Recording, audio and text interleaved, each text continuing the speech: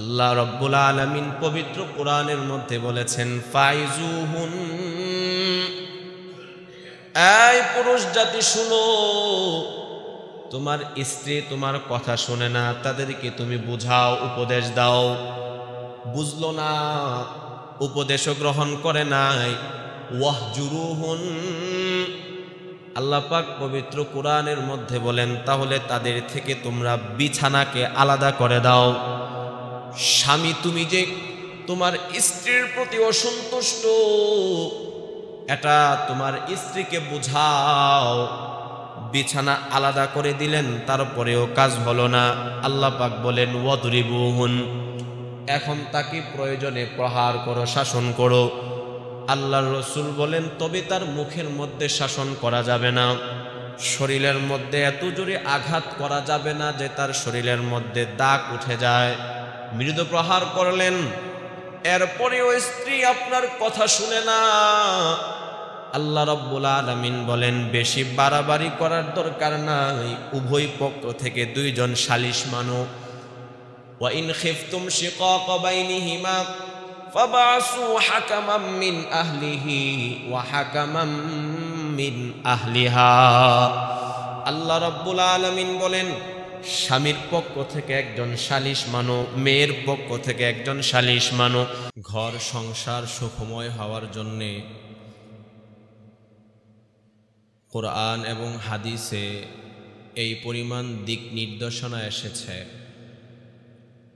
যদি শুধু এই আয়াত এবং হাদিসগুলোকে একত্রিত করা হয়, তাহলে একজন সাধারণ মানুষ মনে করবে হয়তোবা আল্লাহ রাব্বুল আলামিন কোরআন হাদিস এই সম্পর্কে নাজিল করেছেন। এই পরিমাণ দিক নির্দেশনা কোরআন এবং হাদিসের মধ্যে আসছে। বুখারী শরীফের মধ্যে হাদিস আসছে, আল্লাহ রাসূল সাল্লাল্লাহু আলাইহি ওয়াসাল্লাম বলেন, শয়তান সমুদ্রের মাঝখানে একটা সিংহাসন কায়েম করে, এরপরে তার যত সৈন্যবাহিনী আছে, চামচা আছে, এদেরকে পুরা পৃথিবীর মধ্যে ছড়ায় দেয়।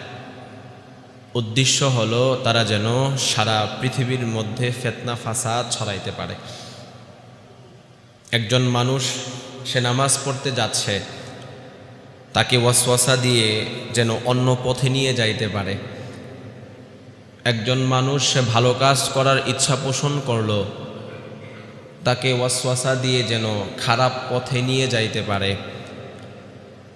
এই রকম ফিতনা ফাসাদ পৃথিবীর মধ্যে ছড়ানোর জন্যে শয়তান তার সৈন্যবাহিনীকে পুরা পৃথিবীর মধ্যে পাঠায়া দেয়।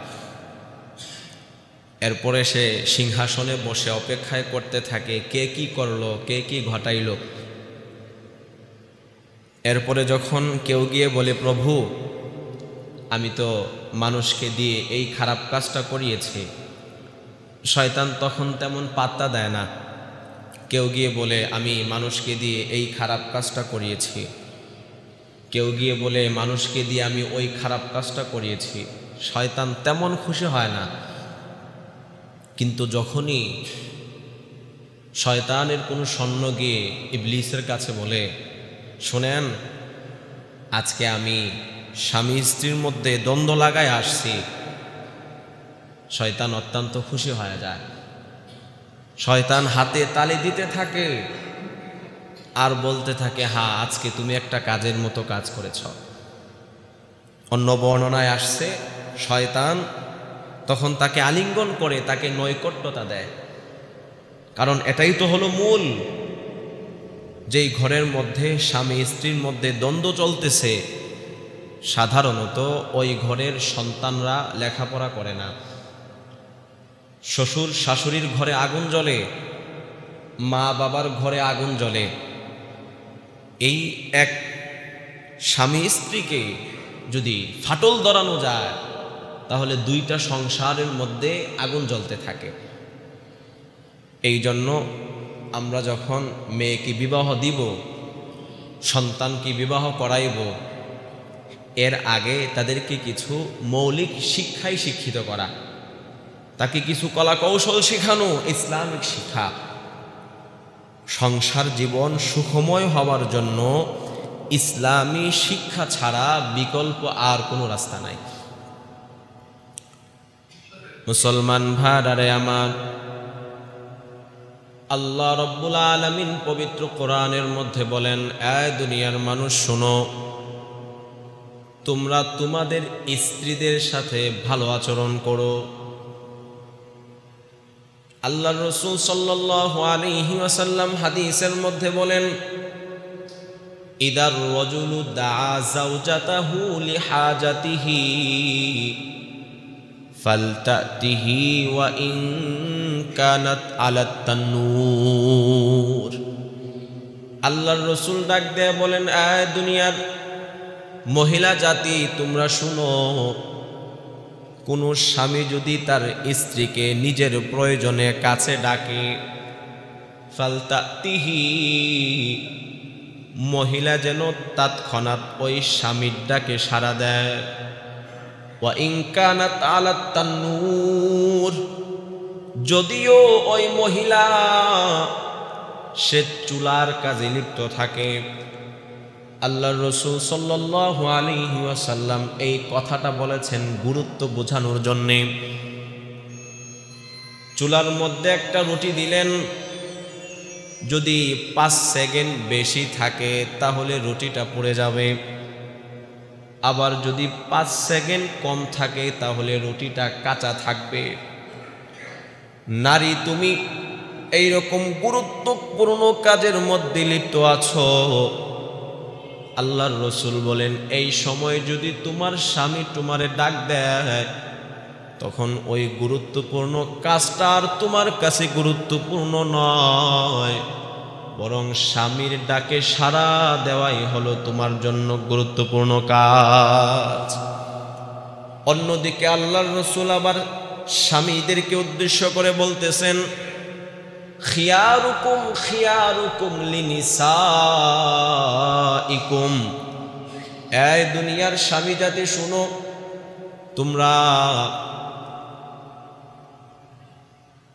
তখনই ভালো হইবা যখন তোমরা তোমাদের স্ত্রীদের কাছে ভালো থাকবা। স্ত্রী যদি বলে ভালো, আল্লাহ এবং তার রাসূল বলেন ওই মানুষটা ভালো।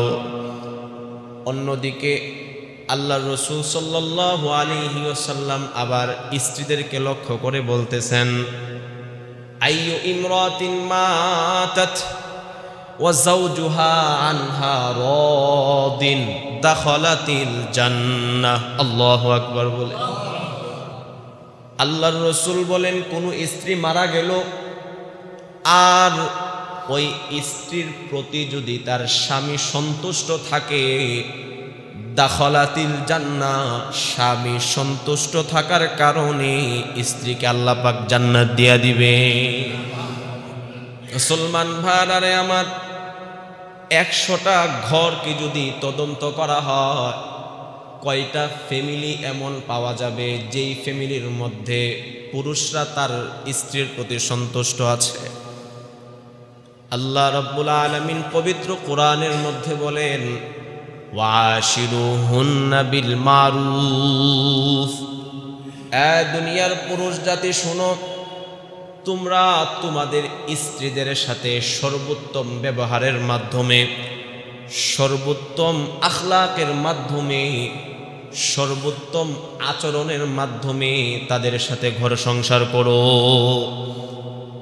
অন্য হাদিসে আল্লাহর রাসূল সাল্লাল্লাহু আলাইহি ওয়াসাল্লাম বলেন, কোন স্বামী যদি তার স্ত্রীকে তার প্রয়োজনে ডাক দেয়, শরীআই কোনো উযুর ব্যতীত যদি ওই স্ত্রী তার স্বামীর ডাকে সাড়া না দেয়, তাহলে আল্লাহ রাব্বুল আলামিনের ফেরেশতারা ফজর পর্যন্ত ওই স্ত্রীর প্রতি লানত করতে থাকে। তিরমিজি শরীফের মধ্যে হাদিস আসছে, আল্লাহর রাসূল বলেন, কোন স্বামী যদি তার প্রয়োজনে স্ত্রীর ডাক দিল, কিন্তু স্ত্রী তার স্বামীর ডাকে সাড়া দিল না, স্বামী কষ্ট পাইল, এই কষ্টরত অবস্থায় রাত্র যাপন করলো, পয়গম্বর বলেন এই স্বামী যতদিন পর্যন্ত স্ত্রীর প্রতি অসন্তুষ্ট থাকবে, মহান আল্লাহ ততদিন পর্যন্ত ওই স্ত্রীর প্রতি অসন্তুষ্ট থাকবে। যতদিন পর্যন্ত স্বামী সন্তুষ্ট হবে না, ততদিন পর্যন্ত আল্লাহ রব্বুল আলামিনও ওই স্ত্রীর প্রতি সন্তুষ্ট হবে না। বুখারী শরীফের মধ্যে হাদিস আসছে, আল্লাহর রাসূল বলেন, এই দুনিয়ার পুরুষ জাতি শুনো, তোমরা তোমাদের স্ত্রীদের সাথে ভালো আচরণ করো, ভালো আচরণ করো, কারণ তোমাদের স্ত্রীদেরকে পাজরের বাঁকা হাড়ের দ্বারা তৈরি করা হয়েছে। বাঁকা হাড়কে যদি সোজা করার জন্য পয়গম্বর বলেন বেশি টাইট দাও তাহলে ভেঙে যাবে, আবার যদি একেবারে লুজ দাও তাহলে আরো বেশি বক্র হয়ে যাবে। বেশি টাইটও দেওয়া যাবে না, ভেঙে যাবে, বেশি লুজও দেওয়া যাবে না, এটা আরো বেশি বক্র হয়ে যাবে। তাহলে এখন কি করব, আমাদের উপায় কি? আল্লাহ রব্বুল আলামিন পবিত্র কোরআনের মধ্যে বলেছেন, ফাইজুহুন, এই পুরুষ জাতি শুনো, তোমার স্ত্রী তোমার কথা শুনে না, তাদেরকে তুমি বুঝাও, উপদেশ দাও। বুঝলো না, উপদেশও গ্রহণ করে নাই। ওয়াহজুরুহুন, আল্লাহ পাক পবিত্র কোরআনের মধ্যে বলেন, তাহলে তাদের থেকে তোমরা বিছানাকে আলাদা করে দাও। স্বামী, তুমি যে তোমার স্ত্রীর প্রতি অসন্তুষ্ট, এটা তোমার স্ত্রীকে বুঝাও। বিছানা আলাদা করে দিলেন, তারপরেও কাজ হলো না। আল্লাহ পাক বলেন, ওয়াদরিবুহুন, এখন তাকে প্রয়োজনে প্রহার করো, শাসন করো। আল্লাহর রাসূল বলেন, তবে তার মুখের মধ্যে শাসন করা যাবে না, শরীরের মধ্যে এত জোরে আঘাত করা যাবে না যে তার শরীরের মধ্যে দাগ উঠে যায়। মৃদু প্রহার করলেন, এরপরেও স্ত্রী আপনার কথা শুনে না। আল্লাহ রাব্বুল আলামিন বলেন, বেশি বাড়াবাড়ি করার দরকার নাই, উভয় পক্ষ থেকে দুইজন সালিশ মানো। ওয়া ইন খিফতুম শিকাকা বাইনিহিমা ফাবাসু হাকামান মিন আহলিহি ওয়া হাকামান মিন আহলিহা। আল্লাহ রাব্বুল আলামিন বলেন, স্বামীর পক্ষ থেকে একজন সালিশ মানো, মেয়ের পক্ষ থেকে একজন সালিশ মানো। আল্লাহ পাক এটাও পবিত্র কোরআনের মধ্যে বলেছেন, ইউরিদা ইসলাহাই ওয়াফিকিল্লাহু বাইনাহুমা, এই উভয় সালিশ যদি কল্যাণ চায়, আল্লাহ রাব্বুল আলামিনও কল্যাণের ফয়সালা করে দিবেন। মুসলমান ভাইরা আমার, এখান থেকে আমাদের জন্য শিক্ষা, সমাজের মধ্যে যারা টাকা পয়সা নিয়ে সালিশ করে এমন সালিশ মানা যাবে না, বরং যারা বাস্তবে মানুষের দুঃখ কষ্ট দূর করার জন্য মানুষের মাঝে বিচার করে এই রকম সালিশ মানা। কারণ সালিশরা যদি কল্যাণ চায়, আল্লাহ পাক তো পবিত্র কোরআনের মধ্যে বলেছেন তাদের জন্য কল্যাণের ফয়সালা করে দিবেন। এই জন্য নামাজি, দিনদার, মুত্তাকি, ফরহেজগার এইরকম মানুষকে সালিশ মানা। এখন সালিশ মানলেন, এরপরেও কাজ হলো না, এরপরে আল্লাহর রাসূল বলেন, তাহলে তাকে তুমি পবিত্র অবস্থায় এক তালাক দাও। একসাথে তিন তালাক না দেওয়া, একসাথে তিন তালাক দেওয়াটা সম্পূর্ণ হারাম। তবে কেউ যদি একসাথে তিন তালাক দিয়া দেয় তাহলে তিন তালাকই হয়ে যাবে। কিন্তু ইসলামের নিয়ম হলো সর্বপ্রথম তাকে পবিত্র অবস্থায় এক তালাক দেওয়া। এক তালাক দেওয়া মানে হলো তাকে হলুদ কার্ড দেখানো। কি কার্ড দেখানো বলেন? এক তালাক দিলেন, এখন আপনার স্ত্রী আবার আপনার কাছে ফিরে আসার সুযোগ আছে। এক তালাক দেওয়ার পরে আপনার স্ত্রীর অন্তরে ভয় আসতে পারে, আহারে আমার স্বামী যদি 3 মাসে আমারে 3টা তালাক দিয়া দেয়, আমি কোথায় যাব, কোথায় গিয়ে খাইব, কার কাছে উঠব? তার অন্তরের মধ্যে ভয় আসতে পারে, তার সংশোধন হওয়ার সুযোগ আছে। আপনি যদি একসাথে 3 তালাক দিয়া দেন তাহলে তো তার আর সংশোধনের কোনো সুযোগ থাকে না। এই জন্য ইসলামের নিয়ম হলো পবিত্র অবস্থায় 3 মাসে 3 তালাক দেওয়া। মুসলমান ভাইরা আমার, আল্লাহ রাব্বুল আলামিন পবিত্র কোরআনের মধ্যে বলেন, তোমরা তোমাদের স্ত্রীদের সাথে ভালো আচরণ করো। আল্লাহর রাসূল বলতেছেন তারা একেবারে সোজা হবে না, তাহলে এই বুঝাটা কেন আমাদের উপরে চাপায়া দেওয়া হলো? আল্লাহর রাসূল বলতেছেন যদি তোমার স্ত্রী বলে ভালো তাহলে তুমি ভালো, তোমার স্ত্রী যদি বলে খারাপ তাহলে তুমি খারাপ। অন্য হাদিসে আল্লাহর রাসূল বলতেছেন তারা আবার একেবারে সোজা হবে না। তাহলে স্বামীর জন্য বিষয়টা তো একটু কঠিন হয়ে গেল। আসলে বাবা বিষয়টা কঠিন না, কঠিন মনে করলেই কঠিন হবে, কঠিন মনে না করলে কঠিন হবে না। মুসলমান ভাইরা আমার, আল্লাহ রাব্বুল আলামিন আমাদের জন্য জান্নাত বানিয়েছেন। এখন জান্নাতে যাওয়ার মতো ওই রকম আমল তো আমাদের কাহারও নাই, খতিব সাহেবেরও নাই, মুসল্লিদেরও নাই, হাজী সাহেবদেরও নাই। সবার অবস্থাই তো খারাপ। প্রত্যেকটা মুমিনের অন্তরে এই ভয় রাখা উচিত, আমার মতো নাফরমান, আমার মতো গুনাহগার এই জমিনে আর কেউ নাই।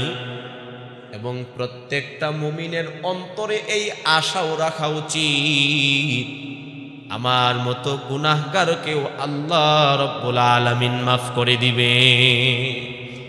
মুসলমান ভাইরা আমার, আল্লাহ রাব্বুল আলামিন আমাদের জন্য জান্নাত বানাইলেন। জান্নাতে যাওয়ার মতো ওই রকম নেক আমল তো আমাদের কারো কাছে নাই। এখন যদি আমরা আমাদের স্ত্রীদের দুর্ব্যবহারে ধৈর্য ধারণ করি, তাদের দুর্ব্যবহারগুলো হজম করি,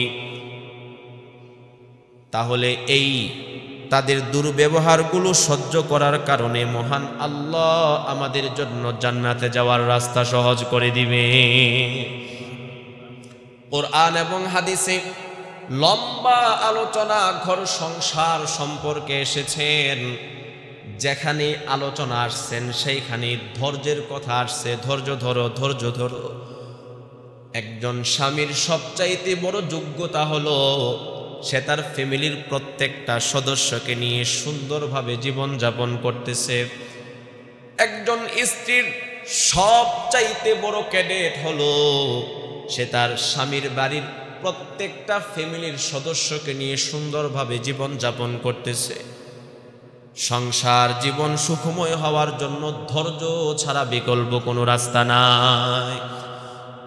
গাড়ি চলতে গেলে যেমন তেলের প্রয়োজন, সংসার নামক জীবনের গাড়িটা চলার জন্য পূর্ব শর্ত হলো ধৈর্য। ধৈর্য ছাড়া কশ্চিনকালেও সংসার জীবন চলবে না।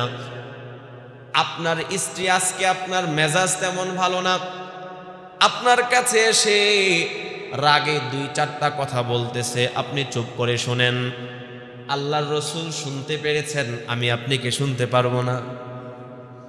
আল্লাহর রাসূলের আম্মা জানগণ রাসূলের কাছে এসে মাঝে মধ্যে এটা সেটা বলে ফেলতেন, আল্লাহর রাসূল চুপ করে শুনতেন, হাসি দিয়ে ফেলে দিতেন, রাগ করতেন না।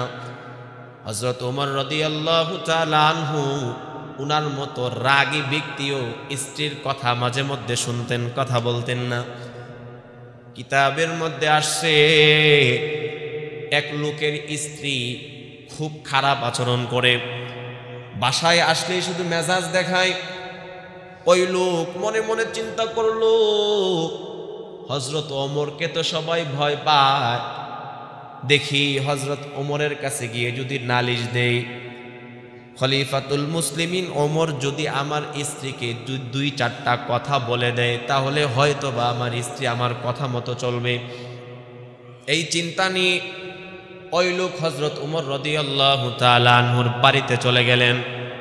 ঘরের কর্নারে যাওয়ার পরে দেখেন ঘরের ভিতর থেকে আওয়াজ আসতেছে, মানে হযরত ওমরের স্ত্রী হযরত ওমরকে এটা সেটা বলতেছেন, আর হযরত ওমর চুপ করে বসে আছেন। হযরত ওমর রাদিয়াল্লাহু তাআলা আনহু এমন ব্যক্তি ছিলেন যাকে দেখলে শয়তান পর্যন্ত পালাইতো।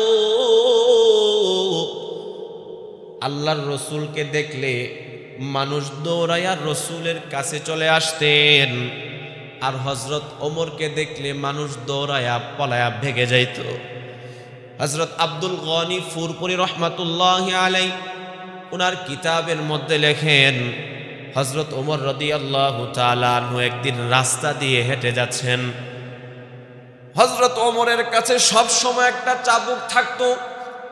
হযরত ওমর যখন চাবুকটা নিয়ে হঠাৎ করে পিছনের দিকে তাকাইলেন, পিছনে যারা ছিল ভয়ে সবাই মাটিতে বসে গিয়েছে।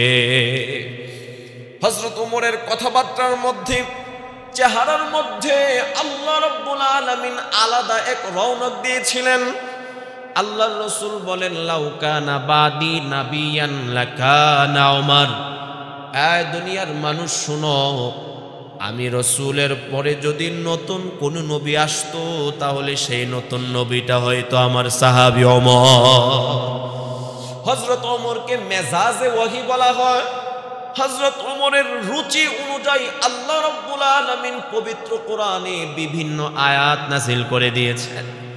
সেই ওমরের মতো ব্যক্তি স্ত্রী এটা সেটা বলতেছেন আর চুপ করে বসে আছেন। ধৈর্য কাকে বলে দেখেন।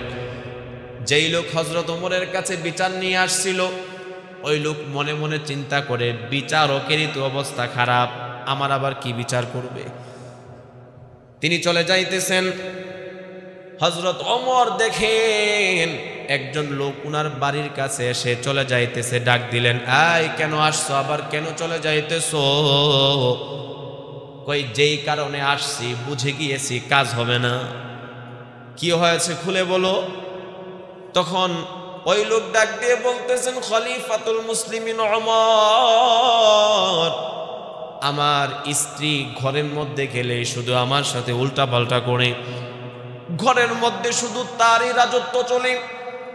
এই জন্য আমি আপনার কাছে নালিশ নিয়ে আসছিলাম। আপনাকে তো সবাই ভয় পায়, যদি আপনি আমার স্ত্রীকে একটু বুঝাইতেন তাহলে হয়তো বা আমার স্ত্রী আমার সাথে ভালো আচরণ করত। কিন্তু আপনার ঘরের পাশে এসে দেখি আপনারটা তো আমারটার মতোই। মুসলমান ভাইরানে আমার, হযরত ওমর রাগ করেন নাই। ওই লোকের কাঁধের মধ্যে ধরে বলতেছেন, ভাই শুনো, আমি সারাদিন রাষ্ট্রীয় কাজে বিভিন্ন জায়গায় যেতে হয়। আমার ঘর সংসার তো আমার স্ত্রী পরিচালনা করে, আমার সন্তানদের দেখাশোনা তো আমার স্ত্রী করে। আমি আমার সন্তানদেরকে তেমন সময় দিতে পারি না, যেহেতু আমার স্ত্রী আমার সংসারের জন্য এত কিছু করতেছে। মাঝে মধ্যে যদি আমার স্ত্রী আমারে দুই চারটা কথা বলেও ফেলে, চুপ করে শুনি, আমার স্ত্রীর কথার কোনো জবাব দেই না। ধৈর্য কাকে বলে দেখেন।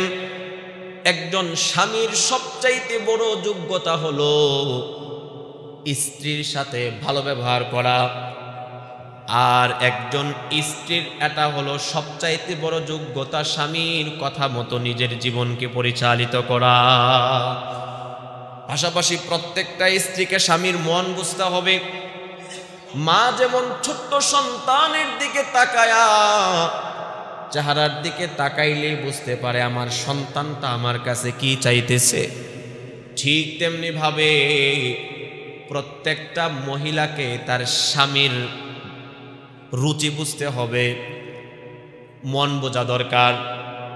আল্লাহর রাসূল সাল্লাল্লাহু আলাইহি ওয়াসাল্লামের উপরে যখন সর্বপ্রথম ওহী নাজিল হলো, আল্লাহর রাসূল ভয় পেয়ে গেলেন। দৌড়ায়া বাড়িতে এসে আম্মা জান খাদিজাতুল কুবরা রাদিয়াল্লাহু তাআলা আনহাকে বলতেছেন, জাম্মিলুনি, এই খাদিজা আমারে আঞ্জা করে ধরো। আল্লাহর রাসূল ভয় পেয়ে গেলেন, পেরেশান হয়ে গেলেন। রাসূলের পুরা শরীরের মধ্যে জ্বর এসে গিয়েছে। আম্মা জান খাদিজাতুল কুবরা রাদিয়াল্লাহু তাআলা আনহা ওই সময় আল্লাহর রাসূলকে সান্ত্বনা দিলেন। ডাক দেয়া কয়, স্বামী আমার শুনেন, আপনার মতো ভালো মানুষকে আল্লাহ রাব্বুল আলামিন কোনোদিন ধ্বংস করবেন না, কারণ আপনি মানুষদেরকে সেবা করেন, অসহায়দের পাশে থাকেন, আত্মীয়দের সাথে সুসম্পর্ক বজায় রাখেন। সুতরাং আপনি যেহেতু ভালো কাজ করেন, আপনার মতো ভালো মানুষকে আল্লাহ পাক ধ্বংস করবেন না। এখান থেকে আমাদের জন্য শিক্ষা, স্বামী যখন ব্যবসা বাণিজ্য ভালো না, মন খারাপ, তখন স্ত্রীদের দায়িত্ব হলো স্বামীদের সাথে খারাপ আচরণ না করা, তাদের সামনে প্রশংসনীয় কিছু কথা বলা, যাতে করে স্বামীর অন্তরটা খুশিতে ঠান্ডা হয়ে যায়। স্বামী যদি সালোয়ার কামিজ পরিধান করা পছন্দ করে, স্ত্রীর উচিত সালোয়ার কামিজ পরা। স্বামী যদি শাড়ি পরা পছন্দ করে, স্ত্রীর জন্য উচিত হলো শাড়ি পরা। স্বামী যেই রঙের কাপড় পরিধান করা পছন্দ করে, স্ত্রীর জন্য উচিত হলো ওই রঙের কাপড় পরিধান করা। ঠিক তেমনি ভাবে স্বামীরও উচিত স্ত্রী যা পছন্দ করে ওই রকম ভাবে চলা। যখন উভয়জন চেষ্টা করবে সুন্দরভাবে চলার জন্য, আল্লাহ রাব্বুল আলামিন ওই দাম্পত্য জীবনকে সুখময় বানায় দিবে। আল্লাহ রাব্বুল আলামিন পবিত্র কোরআনের মধ্যে বলেন, লিতাসকুনু ইলাইহা, এই দুনিয়ার মানুষগুলো শুনো, আমি আল্লাহ তোমাদেরকে স্ত্রী দিয়েছি যেন তোমাদের অন্তরের প্রশান্তির জন্য। স্ত্রীদের কাছে গেলে যেন তোমাদের অন্তরের মধ্যে প্রশান্তি আসে। কিন্তু বর্তমানে দেখা যায় স্ত্রীদের কাছে গেলে আমাদের অশান্তি আরো বাড়ে। এমনটা কেন হয়? আল্লাহ পাক কোরআনের মধ্যে বলেন, স্ত্রী দিয়েছি শান্তির জন্য, কিন্তু আমাদের ক্ষেত্রে উল্টা, স্ত্রীর কাছে গেলে এনে অনেক সময় অশান্তি আরো বেড়ে যায়। এর কারণ কি? উদাহরণস্বরূপ মনে করুন, আপনার দুইজন বন্ধু আছে, একজন বন্ধুর সাথে আপনার সম্পর্ক ভালো, আরেকজন বন্ধুর সাথে আপনার তেমন সম্পর্ক ভালো না। আজকে ছুটির দিন, আপনি হাঁটতে যাবেন, ঘুরতে যাবেন, কোন বন্ধুর সাথে যাবেন? যেই বন্ধুর সাথে আপনার তেমন সম্পর্ক ভালো না, আপনি কি তার সাথে যাবেন? না না, বরং যেই বন্ধুর সাথে আপনার সম্পর্ক ভালো, আপনি তার সাথে ঘুরতে যাবেন। আল্লাহ রাব্বুল আলামিন পবিত্র কোরআনের মধ্যে বলেন, স্ত্রী দিলাম তোমাদের অন্তরের প্রশান্তির জন্য, কিন্তু আমরা স্ত্রীদের কাছে গেলে অন্তরের প্রশান্তি আসে না। এর মানে হলো স্ত্রীদের সাথে আমাদের তেমন সম্পর্ক নাই।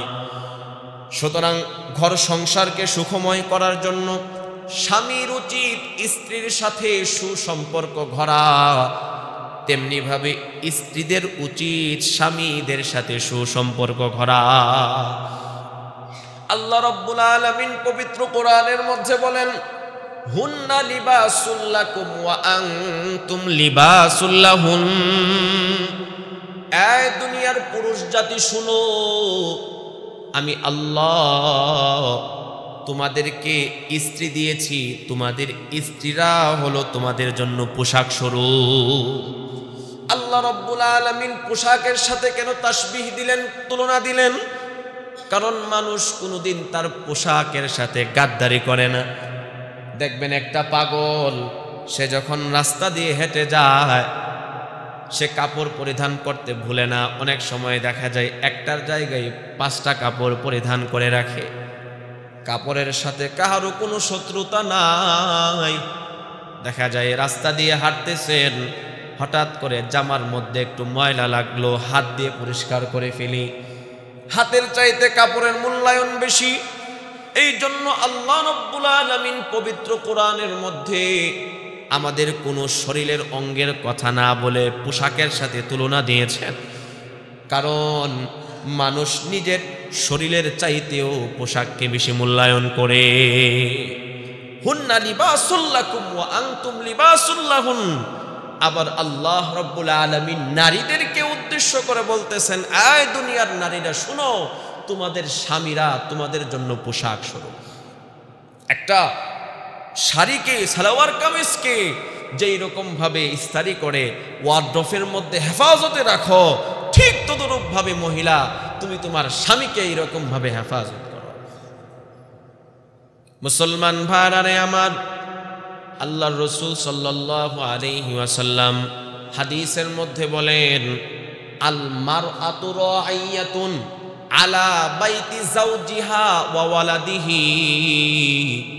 আল্লাহর রাসূল সাল্লাল্লাহু আলাইহি ওয়াসাল্লাম এই হাদিসের মধ্যে একজন মহিলার উপরে দুইটা দায়িত্ব দিয়েছেন। কয়টা দায়িত্ব? এক নাম্বার দায়িত্ব হলো স্বামীর ঘর সংসারকে দেখাশোনা করা, স্বামীর ধন সম্পদকে হেফাজত করা। এমনকি কোনো স্ত্রী যদি তার বাবার বাড়িতে কিছু পাঠাইতে হয়, টাকা পয়সা কিছু দিতে হয়, তাহলে স্বামীর অনুমতি নিয়ে তারপরে দিতে হবে। এতটা গুরুত্ব, এতটা আমানতদারিতার সাথে, এতটা জিম্মাদারির সাথে প্রত্যেকটা নারীর দায়িত্ব হলো তার স্বামীর ঘর সংসার ধন সম্পদকে হেফাজত করা।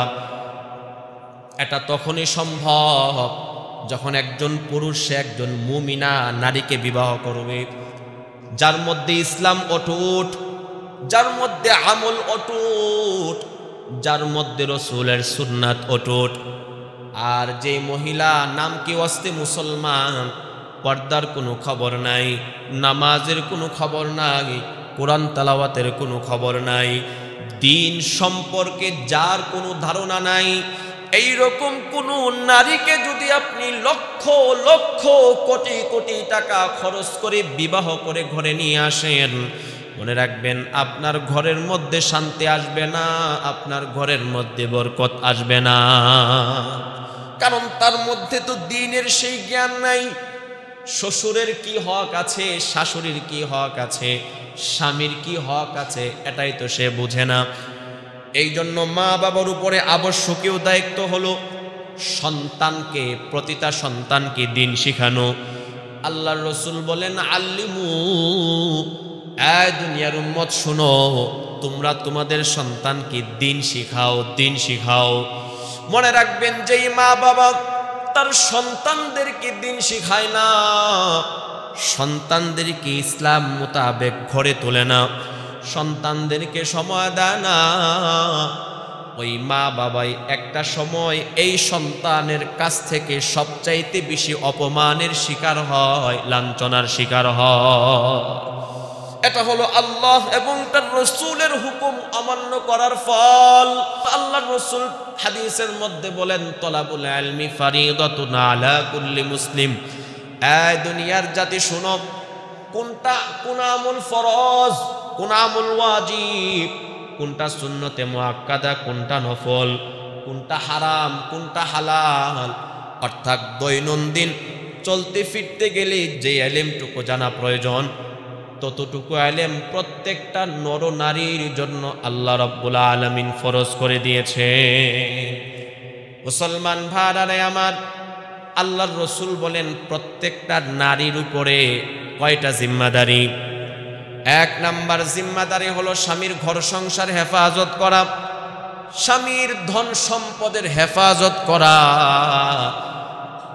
অনেক সময় দেখা যায় মহিলারা স্বামীর কাছ থেকে কিছু টাকা সরায়া রাখে, পকেট থেকে 10 টাকা, 20 টাকা, 30 টাকা, 50 টাকা সরায়া রাখে। মনে রাখবেন, যে মহিলা স্বামীর অনুমতি ব্যতীত এইরকম ভাবে টাকা সরায়া রাখে, এটা সম্পূর্ণ হারাম, এর মধ্যে যাররা পরিমাণও কোনো বরকত নাই। একজন মহিলার 2 নাম্বার দায়িত্ব হলো স্বামীর ছেলে মেয়েদেরকে দেখাশোনা করা, তাদের পরিচর্যা করা। নবজাতক শিশু দুনিয়াতে ভূমিষ্ঠ হলো, এখন মহিলার উপরে ওয়াজিব হলো তাকে দুগ্ধপান করানো। জুমার নামাজ যেমন সমস্ত পুরুষদের জন্য ওয়াজিব, বেতেরের নামাজ যেমন সকল মানুষের জন্য ওয়াজিব, ঠিক তদরূপভাবে নবজাতক শিশুকে দুগ্ধপান করানো প্রত্যেকটা নারীর উপরে আল্লাহ রাব্বুল আলামিন ওয়াজিব করে দিয়েছেন। 2 বছর তাকে দুগ্ধপান করাইতে হবে। সন্তান মায়ের গর্ভে বড় হইতে থাকে, আল্লাহ রাব্বুল আলামিন কুদরতি ভাবে ওই সন্তানের রিজিকের ব্যবস্থা করতে থাকে। সন্তান যখন দুনিয়াতে ভূমিষ্ঠ হয়, আল্লাহ রাব্বুল আলামিন তখন তার মায়ের বুকের মধ্যে তার রিজিকের ব্যবস্থা করে দেয়।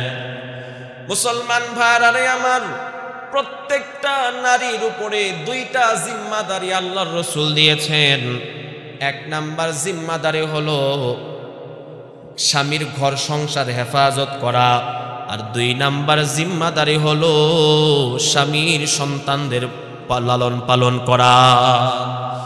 মুসলমান ভাইরা আমার, হযরত ইউসুফ আলাইহিস সালাতু ওয়াস সালাম তিনি যখন ছোট ছিলেন, রাতের বেলায় ঘুমাইলেন, ঘুমানোর পরে স্বপ্ন দেখলেন। সকাল বেলায় দৌড়ায়া ওনার আব্বুর কাছে চলে আসছেন স্বপ্নে বলার জন্য। কি স্বপ্ন দেখেছেন সেটাও আল্লাহ রাব্বুল আলামিন পবিত্র কোরআনের মধ্যে বলেছেন। আল্লাহর ভাষায় হযরত ইউসুফ আলাইহিস সালাতু ওয়াস সালাম বাবার কাছে এসে বলতেছেন, ইয়া আবাতি ইন্নী রাআইতু আহাদা আশারা কাওকাবা ওয়াশ-শামসা ওয়াল কমারা রাআইতুহুম লি সাজিদিন। পয়গম্বর ইউসুফ আলাইহিস সালাতু ওয়াস সালাম ডাক দিয়ে বলেন, আব্বু, আমি রাতের বেলায় স্বপ্ন দেখলাম 11টা নক্ষত্র তারকারাজি, চন্দ্র সূর্য, রাআইতুহুম লি সাজিদিন, তারা সকলেই আমি ইউসুফকে সেজদা করতেছে। হযরত ইউসুফ আলাইহিস সালাতু ওয়াস সালামের বাবা তিনিও ছিলেন নবী, হযরত ইয়াকুব আলাইহিস সালাতু ওয়াস সালাম। তিনি বুঝে ফেললেন এটা সাধারণ কোনো স্বপ্ন না। সন্তানকে উপদেশ দিলেন, সাবধান, ইয়া আবাতি ইয়া বুনাইয়া ইন্নী আরা ফিল মানাম। সন্তানকে উপদেশ দিয়ে বলতেছেন, সন্তান শোনো, সাবধান করে বলে দিচ্ছি, তুমি তোমার এই স্বপ্নটা তোমার ভাইদের কাছে বলবা না। যদি তোমার ভাইদের কাছে এই স্বপ্নটা বলো, ফায়াকিদু লাকা কাইদা, তোমার ভাইরা তোমাদের সাথে তোমার বিরুদ্ধে কঠিন ষড়যন্ত্র করবে। এরপরে যা আল্লাহ পাকের ফয়সালা তাই তো হয়েছে। কিন্তু এখানে লক্ষণীয় বিষয় হলো এই যে 11টা নক্ষত্র রাজি এবং চন্দ্র সূর্য সেজদা করেছে, এর ব্যাখ্যা কি? মুফাসসিরিনে কেরামগণ বলেন, এর ব্যাখ্যা হলো 11টা নক্ষত্র তারার দ্বারা উদ্দেশ্য হলো হযরত ইউসুফ আলাইহিস সালাতু ওয়াস সালামের 11 জন ভাই। চন্দ্রের ব্যাখ্যা হলো হযরত ইউসুফের মা, সূর্যের ব্যাখ্যা হলো হযরত ইউসুফ আলাইহিস সালাতু ওয়াস সালামের বাবা। মুফাসসিরিনে কেরামগণ বলেন, এই আয়াতের তাসবিহ দ্বারা কিয়ামত পর্যন্ত আমাদেরকে উপদেশ দেওয়া হয়েছে, পৃথিবীতে প্রত্যেকটা বাবা হলো সূর্যতুল্য, প্রত্যেকটা মা হলো চন্দ্রতুল্য, আর তাদের ঔরসে জন্ম নেওয়া প্রত্যেকটা সন্তান হলো তারকাতুল্য। যেমনি ভাবে তারকারাজিগুলো চন্দ্রের পাশে থেকে থেকে পুরা পৃথিবীতে আলো ছড়ায় দেয়, ঠিক তদরূপ ভাবে ফ্যামিলির সন্তানগুলো মা বাবার সাথে থেকে থেকে তারাও পুরা সমাজের মধ্যে আলো ছড়ায় দেবে। যেমনি ভাবে পৃথিবীর নিজাম পরিচালনার জন্য সূর্যের কিছু দায়িত্ব আছে, চন্দ্রের কিছু দায়িত্ব আছে, ঠিক তেমনি ভাবে আমার আপনার ঘর সংসার পরিচালনার জন্য বাবা তুল্য সূর্য আপনারও কিছু দায়িত্ব আছে, মা তুল্য চন্দ্রেরও কিছু দায়িত্ব আছে। বাবা যদি তাদের দায়িত্বগুলো সঠিকভাবে পালন করে, মা যদি তার দায়িত্বগুলো সঠিকভাবে পালন করে, তাহলে ওই ফ্যামিলির প্রত্যেকটা সন্তান আকাশের তারকা তুল্য হয়ে যাবে। আর যেই ফ্যামিলিতে বাবা সূর্যের ভূমিকা পালন করে না, যেই ফ্যামিলিতে মা চন্দ্রের ভূমিকা পালন করে না, মনে রাখবেন ওই ফ্যামিলির সন্তানগুলো শ্রীগাল হাইওয়ান জন্তু জানোয়ারের চাইতে আরো নিকৃষ্ট হয়ে যায়। কথা কোন ঠিক কি ঠিক না? এই জন্য আসুন আমরা সন্তানের ক্ষেত্রে সতর্ক হই, স্ত্রীর ক্ষেত্রে সতর্ক হই, ইসলাম মোতাবেক আমি আমার ফ্যামিলিটা চালানোর চেষ্টা করি। মনে রাখবেন কোরআন এবং সুন্নাহ অনুযায়ী যদি আমরা আমাদের ফ্যামিলিটাকে চালানোর চেষ্টা করি, আল্লাহ রাব্বুল আলামিন আমাদের ফ্যামিলিটা দুনিয়াতেই জান্নাতের বাগান বানায় দেবে। আল্লাহ পাক আমাদের সকলকে যেই কথাগুলো বলেছি আমলের তৌফিক দেন, বলেন আমিন। ওয়া আখির দাওয়ানা আলহামদুলিল্লাহি রাব্বিল আলামিন।